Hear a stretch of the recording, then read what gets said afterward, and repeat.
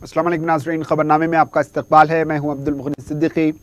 आगे बढ़ने से पहले सुर्खियों पर डालते हैं एक नजर। हिंदुस्तान का दुश्मन हमारा दुश्मन, फौजियों की कुर्बानियों पर सियासी फायदा न उठाएं। पुलवामा हमले में इंटेलिजेंस की कोताहियों पर उठाए सवाल। अहियाए मजलिस के मौके पर सदर अवैसी का खिताब। निजाम मिलिट्री क्वार्टर्स को 2550 रुपए से बाकायदा बनाने, चीफ सेक्रेटरी का तयक़ुन।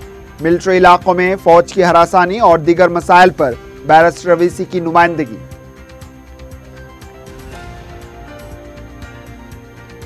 एमसेट के लिए एलामिया जारी, 6 मार्च से 5 अप्रैल तक ऑनलाइन दरखास्तों की सहूलत।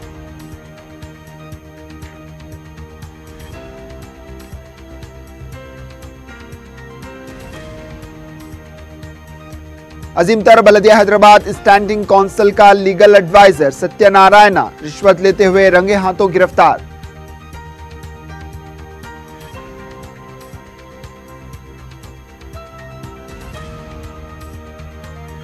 और इंटर साल दुव्वम का इम्तिहान लिखने के दौरान तालिब इल्म की मौत, सिकंदराबाद के खानगी कॉलेज में अफसोसनाक वाकया।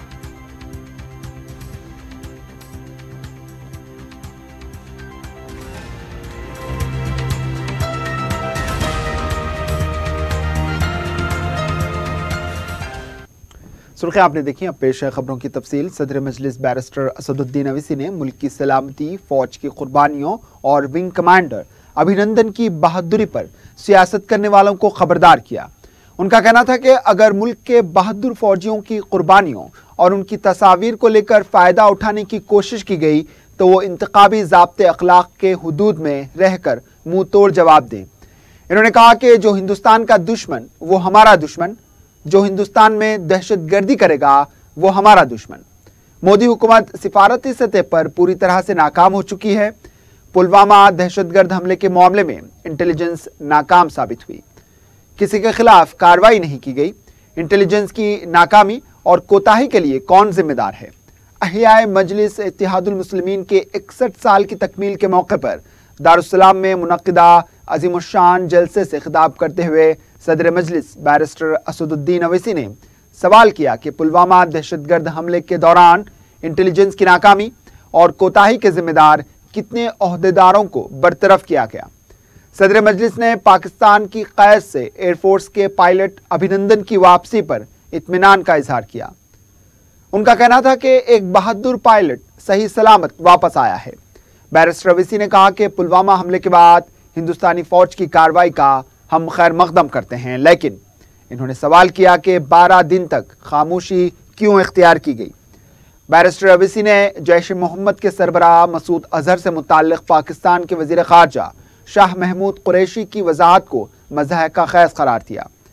बैरिस्टर अवैसी ने कहा कि हमें इंतखाबात के दौरान फौज की कुर्बानियों पर सियासी फ़ायदा उठाने के बजाय मुल्क की सरहद को, दलितों को, आदिवासियों को मजबूत करने, नौजवानों को रोजगार फराहम करने और मुसलमानों को उनका हक दिलाने के बारे में तवज्जो देनी चाहिए।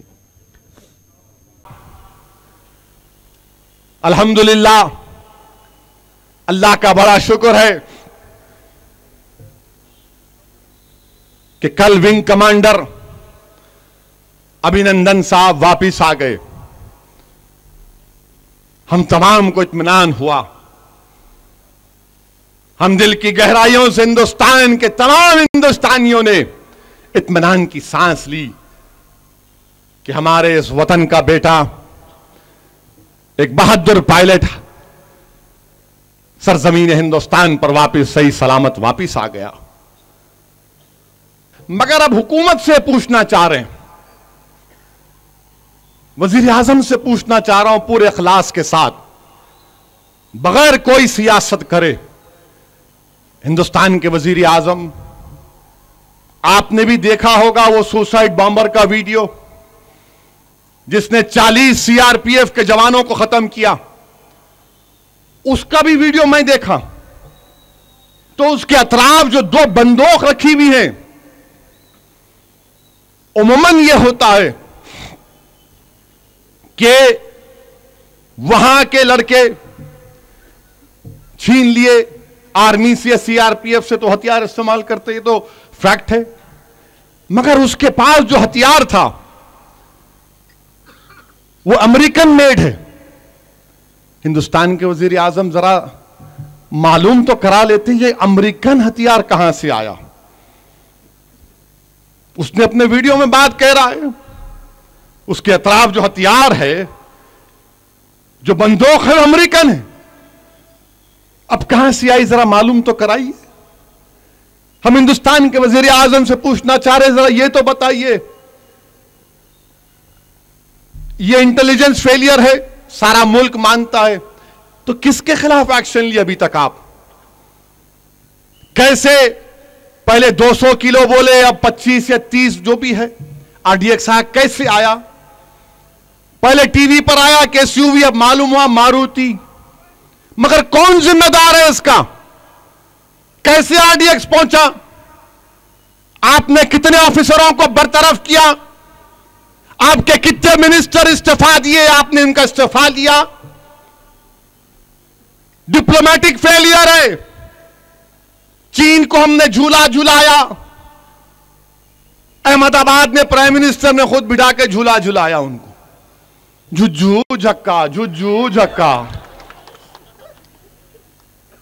मामा जी का झटका दिए उन्होंने हमारे को। क्या हुआ? किसकी फेलियर है? सियासी फेलियर है, आपकी हुकूमत है। मैं पॉलिटिकल बात नहीं कर रहा हूं, आपकी सरकार है। आपने महबूबा मुफ्ती के साथ हुकूमत की, क्या हो रहा है वहां पर? फिर ये चीजों को प्राइम मिनिस्टर को पूरी जिम्मेदारी के साथ सोचकर वतन अजीज के जिम्मेदारों को, हिंदुस्तान के, भारत की आवाम को बताना पड़ेगा। आपने क्या एक्शन लिया बताइए, कौन जिम्मेदार है उसका? अभी तक वो सुसाइड बॉम्बर का DNA कहां मिला, कहां है बताइए। ये सवालात है वजीर आजम देश जानना चाहता है। और मैं हिंदुस्तान की आवाम से अपील कर रहा हूं, मेरे वतन अजीज के हिंदुस्तानियों से, भारत के रहने वालों से अपील कर रहा हूं, आप जब पार्लियामेंट इलेक्शन में वोट डालने जाएंगे तो एक पार्टी कह रही है कि मेरा बूथ सबसे मजबूत, कह रहे हैं ना, मेरा बूथ सबसे मजबूत। असदुद्दीन ओवैसी को तुम पसंद नहीं करते होगे, मेरे मुसलमान होने पर शायद तुमको शक होगा कि ये वफादार है या एंटी नेशनल है। मेरे जिस्म के लिबास को देखकर शायद तुम में एतमाद नहीं पैदा होता होगा, मेरे चेहरे पर दाढ़ी और सर पर टोपी देखकर तुमको जरा फिक्र होती होगी। मगर सुनो मेरी इस एक बात को, अगर बीजेपी ये कह रही है कि मेरा बूथ सबसे मजबूत, तो असदुद्दीन ओवैसी कह रहा है कि मेरी सरहद मजबूत तो मेरा देश मजबूत। मेरी सरहद मजबूत तो मेरा देश मजबूत। सरहद मजबूत होगी तो बूथ रहेगा, देश मजबूत होगा तो बूथ रहेगा। सरहद और मुल्क रहेगा तो ओवैसी रहेगा। बूथ मजबूत होगा तो फिर देश कहां रहेगा? मजबूत देश रहेगा तो बूथ रहेगा, सरहद मजबूत रहेगी तो बूथ मजबूत रहेगा, नौजवानों को नौकरियां मिलेगी तो बूथ मजबूत रहेगा, किसान खुदकशी नहीं करेगा तो बूथ मजबूत रहेगा, हिंदुस्तान में अमन रहेगा, बूथ मजबूत रहेगा, गाय के नाम पर दलित और मुसलमान को मारना बंद हो जाएगा तो बूथ अच्छा होगा। मगर यह उल्टा है, मेरा बूथ सबसे मजबूत, मैं मजबूत, देश कुछ नहीं। यह कैसा होगा? सरहद को मजबूत करो, देश को मजबूत करो तो बूथ मजबूत हो जाएगा। अब आप जब पार्लियामेंट के इलेक्शन में वोट डालने जाएंगे तो देश की मजबूती के लिए वोट डालेंगे, सरहद की मजबूती के लिए वोट डालेंगे, नौजवानों को रोजगार के लिए वोट डालेंगे, किसानों की खुदकशी बंद करने के लिए वोट डालेंगे, महंगाई को खत्म करने के लिए वोट डालेंगे, ये जाएंगे बूथ पर। ये उल्टा मामला इनका, नहीं मेरा बूथ सबसे मजबूत। सरहद पर क्या हो रहा है मैं नहीं कहना चाहता था।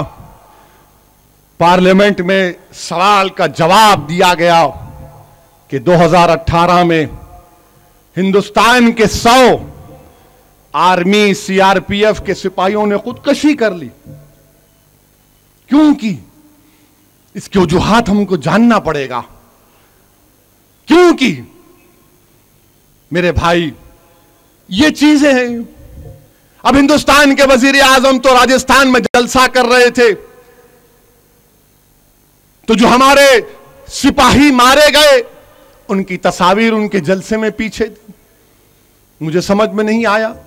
शायद एक हफ्ते के अंदर इलेक्शन के तारीख का ऐलान हो जाएगा, तो हमको अपने वतन को, देश को मजबूत करना है, सरहद को मजबूत करना है, दलित को मजबूत करना है, आदिवासी को मजबूत करना है, मुसलमानों का हक दिलाना है, खौफ निकालना है, नौजवानों को नौकरियां दिलाना है, हिंदुस्तान के पार्लियामेंट में अपनी आवाज को उठाना है।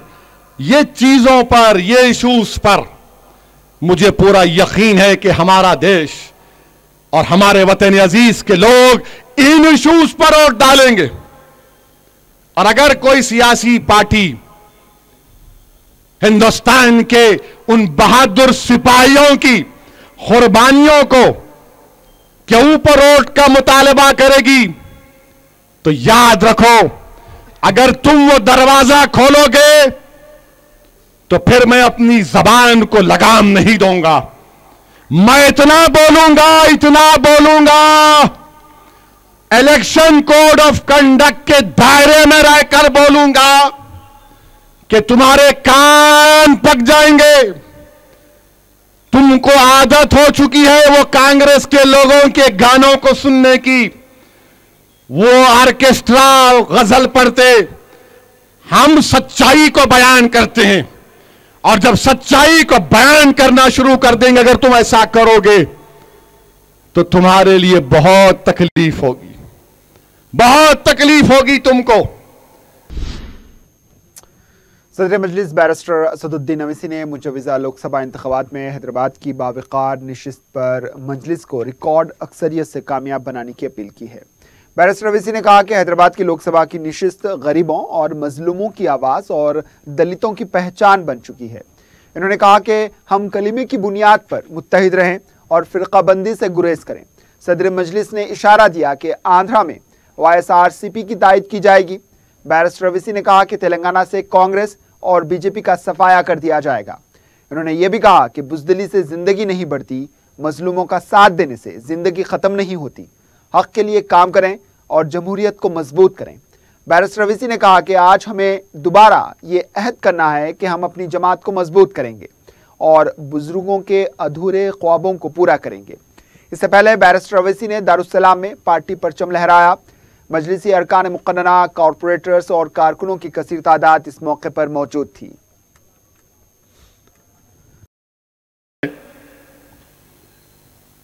हमारे पास आज की तरह इस तरह का डाइस, स्टेज, कुर्सियां नहीं है। आप आइए। लाखों सलाम हैदराबाद के उन मरूमीन पर जिन्होंने अब्दुल वाहिद ओवैसी और मजलिस इत्तेहादुल मुस्लिमीन के इस पैगाम को समझा और गुर्बत, मुफलिसी, जुल्म में उस जगह पर जमा हुए हजारों की तादाद में फिसल बंडे के उस मकाम पर फर्जंदाने तौहीद वहां पर जमा हुए और मजलिस इत्तेहादुल मुस्लिमीन की से अपनी वाबस्तगी का ना सिर्फ सबूत दिया बल्कि अब्दुल वाहिद ओवैसी को अपना सदर माना और कहा कि आप जद्दोजहद जारी रखिए। मेरे अजीज दोस्तों और बुजुर्गों, मेरे गयूर नौजवानों, इस जमात की तारीख को समझो। इस जमात की तारीख यही रही कि हमारे पास जब कुछ भी नहीं था, हमारे पास एक अटूट अल्लाह पर भरोसा था। वो भरोसे को आज भी मजबूत करने की जरूरत है। हमको पूरे अखलास के साथ इस सियासी सफर में काम करने की जरूरत है। यकीनन हम मजलूमों का साथ देंगे, जिसमें मुसलमान और दलित भी शामिल है। यकीनन हम और नाइंसाफी के खिलाफ आवाज उठाएंगे। हम आवाम की खिदमत करेंगे, ये नहीं देखेंगे कि ये हिंदू है या मुसलमान है या दलित है या ईसाई है या सिख है। आज अराकीन बल्दिया है, सदर मोतमदीन है, अराकीन असम्बली है, रुकन पार्लिमान है। अवाम की खिदमत करो, अवाम को तकलीफ मत पहुंचाओ, क्योंकि आप आज हम हैं यहां पर, कल नहीं रहेंगे। ऐसे 56 आए 56 चले जाएंगे सदुद्दीन ओवैसी की तरह, मगर अवाम है यहां पर और जमात रहेगी, मजलिस रहेगी। इसलिए हमको उस 61 साल पहले के अखलास को दोबारा पैदा करने की जरूरत है। तो याद रखो उस बात को कि बुज़दिली से जिंदगी नहीं बढ़ती, मजलूमों का साथ देने से जिंदगी खत्म नहीं होती। एक वक्त हर एक का मुकर्रर है, मौत आएगी, और जब मौत आएगी तो तुम दुनिया में एक ही मर्तबा मरोगे, 2 मर्तबा नहीं मरोगे। जब मरना एक ही बार है तो हक के लिए काम करो, जालिमों से पंजा आजमाई करो, हिंदुस्तान की जमहूरियत को मजबूत करो, फिरका परस्ती का खात्मा करो, आरएसएस को शिकस्त दो, इस मुल्क को बचाओ, सेकुलरिज्म को मजबूत करो। ये हिंदुस्तान की आईन में जो लिखा है कि लिबर्टी, इक्वालिटी, फ्रेटर्निटी, जस्टिस को हासिल करो, यह मजलिस इत्तेहादुल मुस्लिमीन आज आपसे पैगाम दे रही। मेरे जमात के जिम्मेदारान जो तेलंगाना के मुख्तलिफ अजला में हैं, गांव में हैं, मैं उनको भी यह पैगाम दे रहा हूं कि अब हमको पार्लियामेंट के इलेक्शन की तैयारी करना है और हमको यह काम करके दिखाना है कि तेलंगाना से हैदराबाद की सीट पर इंशाअल्लाह ताला असदुद्दीन ओवैसी को नहीं, मजलिस इत्तेहादुल मुस्लिमीन की बरतरी को कायम रखेंगे और मजलिस इत्तेहादुल मुस्लिमीन को एक अजीमुश्शान रिकॉर्ड साज कामयाबी हैदराबाद की पार्लियामेंट की सीट से दिलाएंगे। और सिकंदराबाद से बीजेपी को शिकस्त होगी और कांग्रेस को पूरे तेलंगाना से उनका सफाया करेंगे इंशाअल्लाह ताला। तो 17 पार्लियामेंट की सीट, जिसमें हैदराबाद की एक आपकी सीट, ये मेरी नहीं, अब हैदराबाद की पार्लियामेंट की सीट तो मंदलिस की भी नहीं रही। हैदराबाद की पार्लियामेंट की सीट तो गरीबों की एक आवाज बन चुकी है। हैदराबाद की पार्लियामेंट की सीट जालिमों के खिलाफ मजलूमों की एक बेबाक आवाज बन चुकी है। हैदराबाद की पार्लियामेंट की सीट मुसलमानों की एक पहचान, दलितों की एक ताकत बन चुकी है। यह हिंदुस्तान के 540 लोकसभा की सीटें हैं, मगर सबको फिक्र होती तो शेरवानी की होती है। अहियाए मजलिस इत्तेहादुल मुस्लिमीन के मौके पर संगारेड्डी में एक तकरीब मुनक्किद हुई। इस सिलसिले में मुकामी मजलिसी कौंसलर और सेक्रेटरी मोहम्मद याकूब अली ने मजलिसी पार्टी के रस्म परचम कुशाई अंजाम दी। वाज़ेह है कि गुज़िश्ता 61 सालों से मजलिस की जानिब से ये तकरीब मुनक्किद की जा रही है। मज़कूरा तकरीब में मजलिस अराकीन बलदिया नाज़िमुद्दीन, मोहम्मद एजाज, नुमाइंदे कॉरपोरेटर मोहम्मद फयाज और मोहम्मद ख्वाजा के अलावा मुकामी मजलिस लीडर्स और कारकुनों की कसीर तादाद मौजूद रही। रुकन पार्लियामेंट बैरिस्टर असदुद्दीन ओवैसी की नुमाइंदगी पर रियासती चीफ सेक्रेटरी SK जोशी ने निज़ाम मिलिट्री क्वार्टर्स को फी स्क्वायर यार्ड 2550 रुपये में बाकायदा बनाने के लिए अहकाम जारी करने का तयक़ुन दिया है। हफ्ते के दिन कारवान के रुकन असम्बली कौसर मोहिउद्दीन के हमरा बैरिस्टर ओवैसी ने चीफ सेक्रेटरी से मुलाकात करते हुए इस मामले में माजी में की गई नुमाइंदगी का हवाला देते हुए कहा कि हुकूमत ने जो अहकाम जारी किए थे, इसमें 2009 में जारी किए गए अहकाम का कोई हवाला नहीं दिया गया।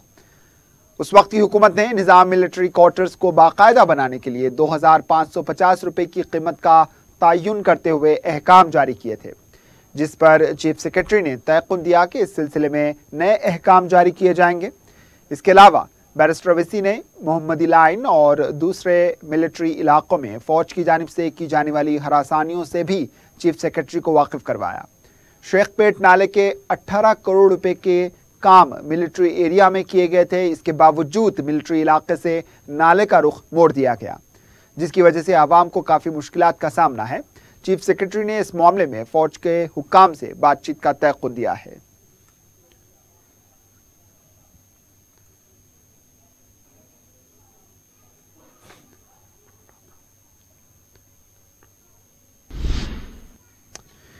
वज़ीर आला के चंद्रशेखर राव ने चीफ सेक्रेटरी को हिदायत दी है कि जिले खम्मम में 2 लाख एकड़ अराजी की काश्त को यकीनी बनाने के लिए नागार्जुना सागर प्रोजेक्ट के बाएं कनाल से पानी छोड़ने के इंतजाम किए जाएं।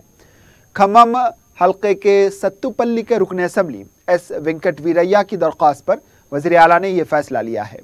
वेंकट वीरैया ने बताया कि सत्तुपल्ली, खम्मम, पालेरू, वीरा, मदीना में 2 लाख एकड़ अराजी पर की गई काश्त की बका के लिए पानी की इंतहाई जरूरत है, जिस पर वज़ीर आला ने मुस्बित रद्द-ए-अमल जाहिर करते हुए पानी को छोड़ने के अहकामात जारी किए हैं।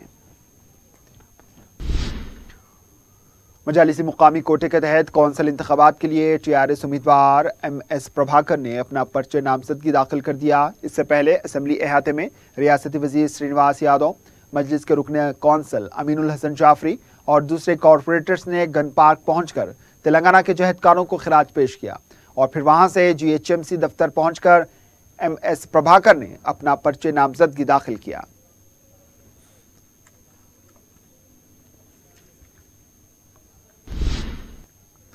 तेलंगाना एमसेट के लिए एलामिया जारी कर दिया गया है। 6 मार्च से 5 अप्रैल तक तुलबा ऑनलाइन दरखास्तें दाखिल कर सकते हैं। 6 अप्रैल से 9 अप्रैल तक दरखास्तों को एडिट करने की सहूलत रहेगी। SC और ST के लिए फीस 400 रुपये और दूसरों के लिए 800 रुपये मुकर्रर की गई है। 20 अप्रैल से 1 मई तक हॉल टिकट डाउनलोड किए जा सकते हैं।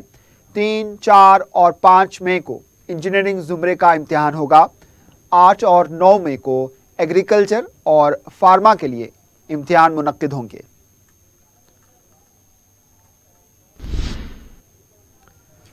साबिक मरकजी वजीर बंडारू दत्तात्रेय ने रियासती चीफ इलेक्टोरल ऑफिसर से नुमाइंदगी करते हुए हैदराबाद और सिकंदराबाद लोकसभा हलकों में 1 लाख से ज्यादा नामों के हज़फ होने पर तवज्जो दिलाई है। इलेक्टोरल ऑफिसर से मुलाकात के बाद मीडिया से बात करते हुए दत्तात्रेय ने कहा कि वोटर लिस्ट में कई खामियां पाई जाती हैं। बूथ लेवल का काम मामूली मुलाजमीन से लिया गया। उनका कहना था कि नाम हज़फ होने के जिम्मेदार ओहदेदारों के खिलाफ कार्रवाई होनी चाहिए। जिन नामों को हज़फ किया गया है उनकी दोबारा शमूलियत के लिए खुसूसी मुहिम चलाई जाए।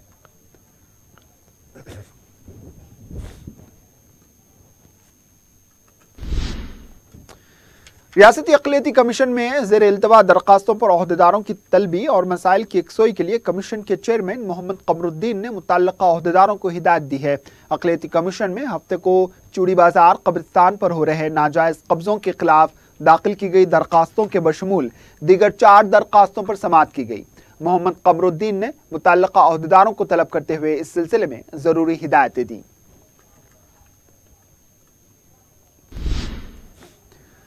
सेंट्रल जोन पुलिस की तरफ से हफ्ते को जॉब कनेक्टेड मेला मुनक्किद किया गया। कमिश्नर पुलिस अंजनी कुमार ने इस जॉब मेले का इफ्तिताह अंजाम दिया। मीडिया से बात करते हुए कमिश्नर पुलिस ने बताया कि शहर के तमाम जोन्स में सिटी पुलिस की तरफ से जॉब मेला मुनक्किद किए जा रहे हैं ताकि तालीम याफ्ता, काबिल और बासलाहियत नौजवानों को रोजगार फराहम हो सके।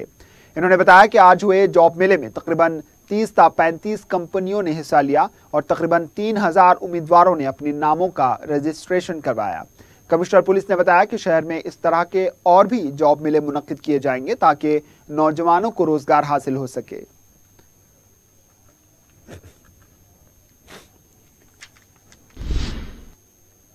दक्कन स्कूल ऑफ फार्मेसी की जानिब से मुनक्किदा सालाना खेलों के मुकाबलों के इख्तिताम पर दारुस्सलाम में 6वें दिन भी मुख्तलिफ मुकाबले मुनक्किद हुए, जिसमें लड़कियों और लड़कों ने हिस्सा लिया। लड़कों ने क़रात के मुकाबलों में हिस्सा लिया। ये program professor doctor Asif Rashid, Momin professor Mohammad Mohiuddin की निगरानी में मुनक्किद हुए। लड़कियों के लिए भी क़रात के मुकाबले मुनक्किद हुए, जो assistant professor Ayesha Farheen, assistant professor Hamza Naaz, assistant professor doctor Mohammad Salim, assistant professor Mohammad Mohiuddin की निगरानी में मुनक्किद हुए। अलावाजी लड़कियों के लिए इस्लामिक क्विज, मेहंदी और पेंटिंग के मुकाबले भी मुनक्किद हुए। सालाना खेलों के मुकाबलों प्लेक्सिस 2019 की निगरानी कॉलेज की principal professor doctor S.A. Aziz, vice principal Usman Ahmed, Momin professor and chairman core committee Deccan school of pharmacy doctor Sheikh Ghazi कर रहे थे।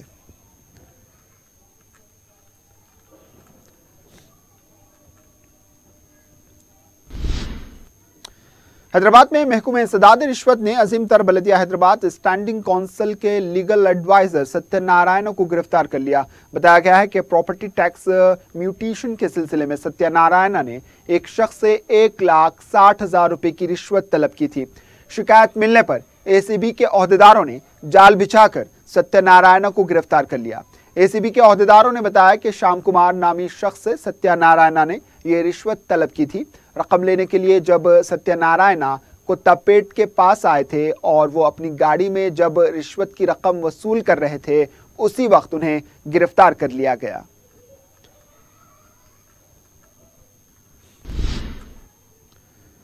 सिकंदराबाद इलाके में इंटर साल दुवम का इम्तिहान लिखने के दौरान एक तालिब इल्म की मुश्तबा हालत में मौत हो गई। बताया गया है कि गोपी राज श्री चैतन्य कॉलेज में इम्तिहान लिख रहा था कि अचानक गिर पड़ा। इसे फौरी दवाखाना मुंतकिल किया गया, लेकिन जब तक इसकी मौत हो चुकी थी। इस वाक़े की तहकीकात की जा रही है। गोपी राज अमीरपेट का साकिन बताया गया है।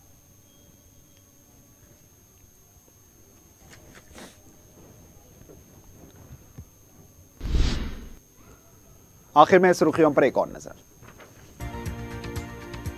हिंदुस्तान का दुश्मन हमारा दुश्मन, फौजियों की कुर्बानियों पर सियासी फायदा ना उठाएं। पुलवामा हमले में इंटेलिजेंस की कोताहियों पर उठाए सवाल। अहियाए मजलिस के मौके पर सदर अवैसी का खिताब।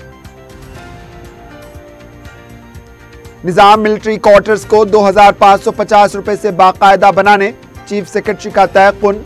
मिलिट्री इलाकों में फौज की हरासानी और दीगर मसाइल पर बैरिस्टर अवैसी की नुमाइंदगी।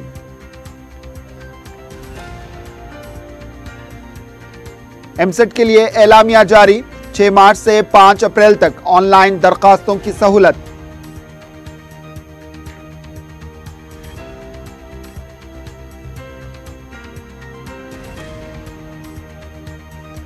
अजीम तर बल्दिया हैदराबाद स्टैंडिंग काउंसिल का लीगल एडवाइजर सत्यनारायण रिश्वत लेते हुए रंगे हाथों गिरफ्तार।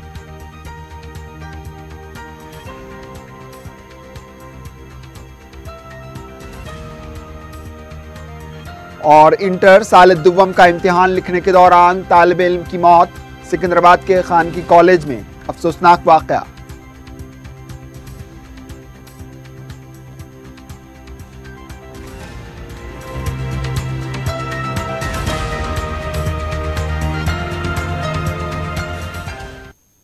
इसी के साथ खबरनामा इख्तिताम को पहुंचा दीजिए। इजाजत, अल्लाह हाफिज।